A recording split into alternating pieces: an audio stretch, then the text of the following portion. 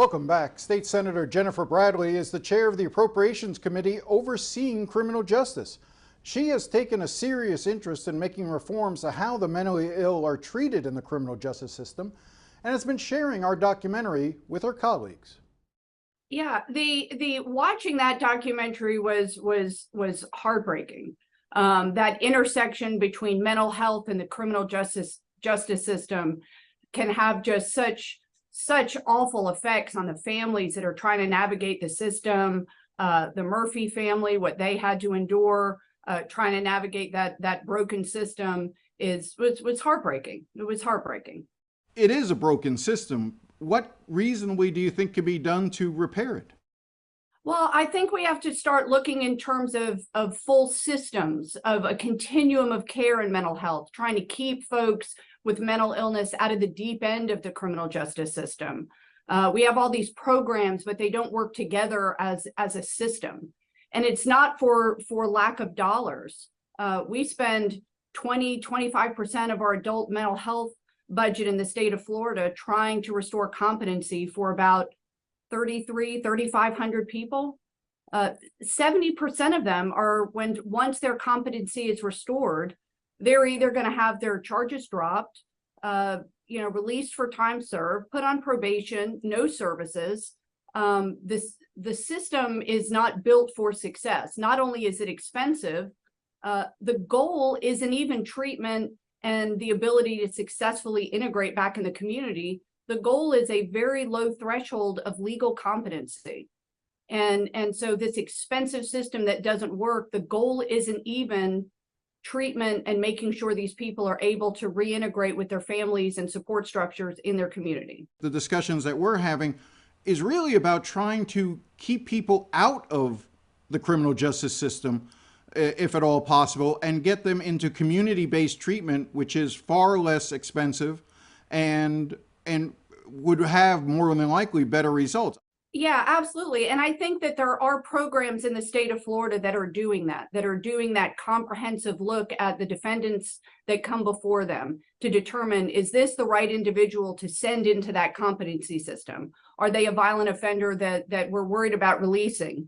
Or are there folks, and there are, where if we can get them into a treatment program, outpatient, keep them with their resources, give them an advisor, sort of a support person to make sure that they're going to their appointments, that they're taking their medication. There's better ways to support these people than sending them into the restoration process.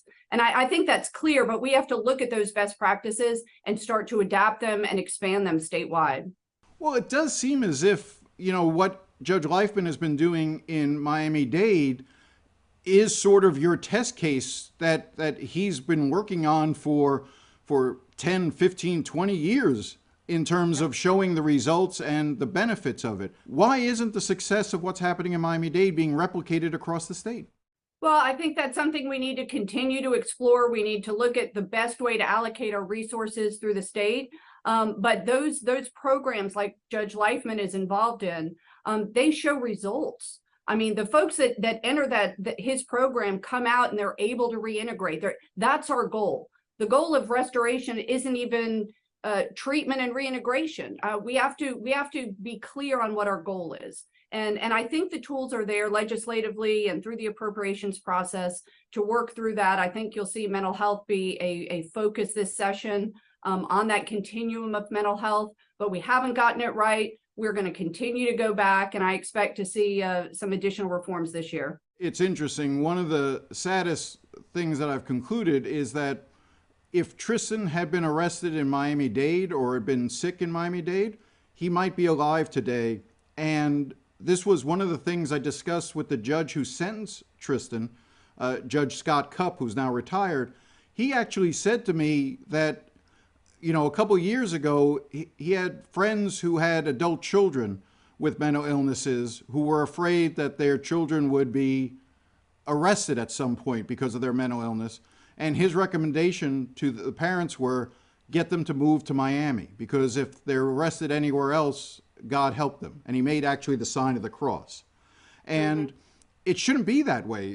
You shouldn't be able to live or die based on what county you live in the state of Florida. I would think that's something we should be able to agree on, right? Well, Jim, and that's the case for, I mean, our specialty courts are really doing great innovative things in the state of Florida, from mental health, our veterans courts, our substance abuse courts, and there's more, but they are not uniform through the state. They're not in every circuit. Every circuit has a different specialty court.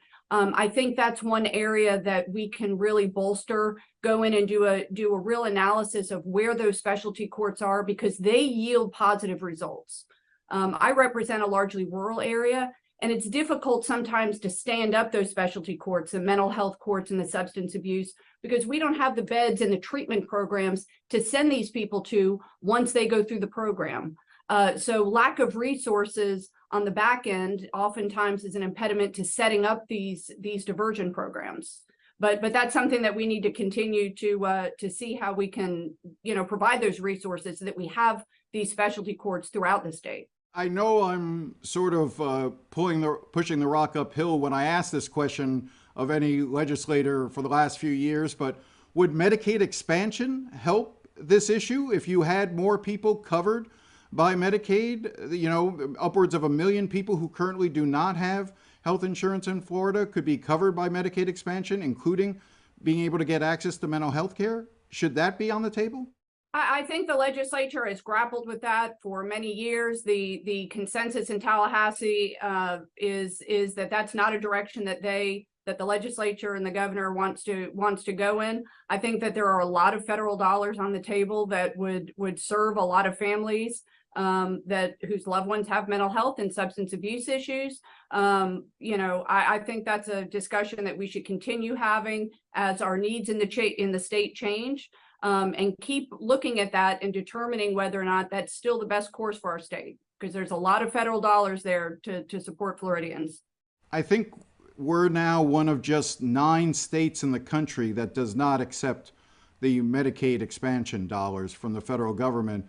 We've even seen a lot of red states vote to take that money, but I'll leave it there. One of the things, though, that you and I have talked about as well is accountability, that legislators can pass all the bills you want in terms of requiring that certain things be done, but where is the accountability, to make sure that those bills are properly enacted? So, for instance, one of the things, because I know that the issue of competency restoration is one you've worked on and you've tried to offer some solutions, but reality is the statute says that once a person is found incompetent to proceed by a psychiatrist in a court, that they have to be, it's not an option, that they cannot be held in a local jail for more than 15 days, that they have to get a bed. And I think right now we're seeing a lot of people, maybe a couple of hundred, with 150 days or more in the waiting.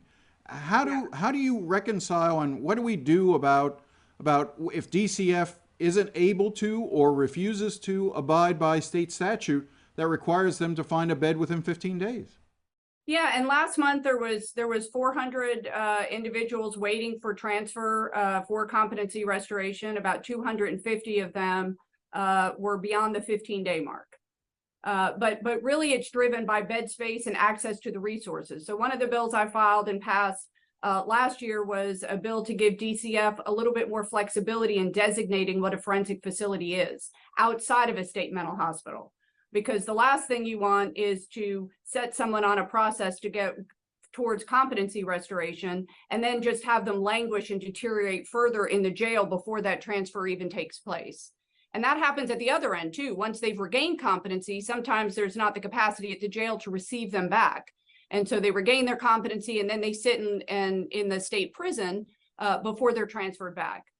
So we've tried to streamline it. But access and number of beds is an issue, which is why we need to be more selective about who we're putting into this program, and who we are choosing is our best money spent on restoration. And I'm not sure we've got that right. In other words, another way to say it is who needs to be in the criminal justice system as opposed to being dealt with in community-based healthcare. So again, if you try to limit the number of people actually being arrested because, in essence, they're mentally ill, and find treatment for them, that ultimately resolves the problem of if you've got someone with a serious mental illness who has committed a serious felony, who needs to be incarcerated, but also needs to then be restored to competency so they can be tried, there are more beds available for them at that point, because we're taking the low-hanging fruit, as it were, off the table. Yeah, and there's families throughout the state who have loved ones with serious mental illness, and they try to get the resources, they try to plug into programs, and I'm sure their fear is what the Murphys' fear was, which was they're going to get drawn into the criminal justice system, which really has become our de facto mental health system, our jails, our prisons, that aren't equipped or designed to deal with them at the levels that we're seeing now. We'll be right back.